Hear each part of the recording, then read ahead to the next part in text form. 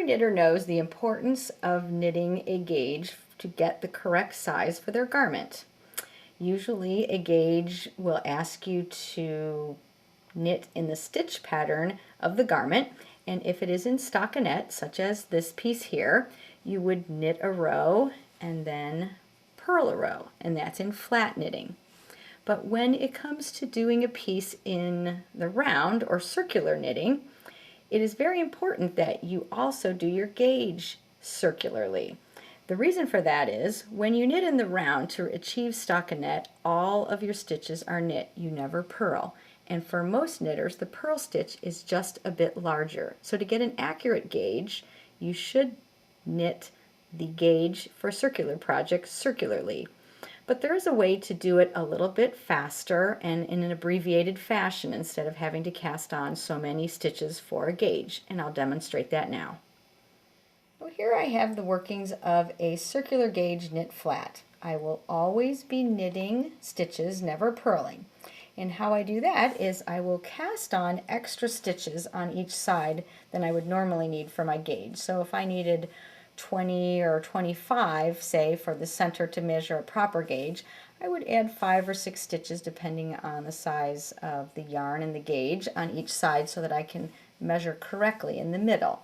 So once I have that, to do the circular gauge, you will knit all the way across the row until you get to the last stitch.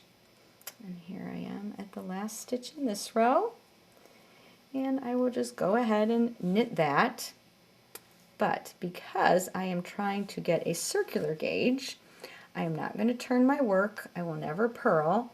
And how I do that is I'm just going to slide my needle through all the way to the opposite end so that my stitches are now on the other end of the needle. And here's my working yarn. I'm going to take my working yarn and I'm going to leave a nice big long loop here in the back.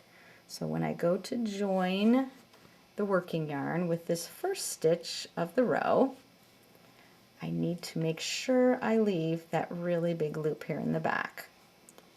So go ahead and draw that through here.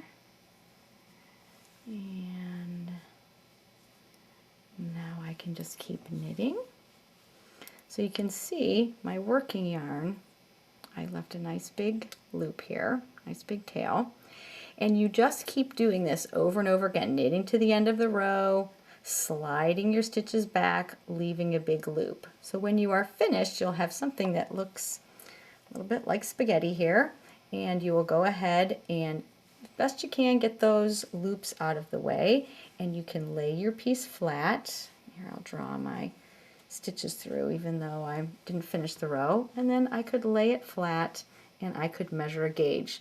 And this stockinette piece was all knit just as circular knitting would be and never purled. If you have extra yarn, you could certainly cut those pieces and lay it flat, but I find this works well enough, and then you haven't wasted a lot of yarn. Happy knitting!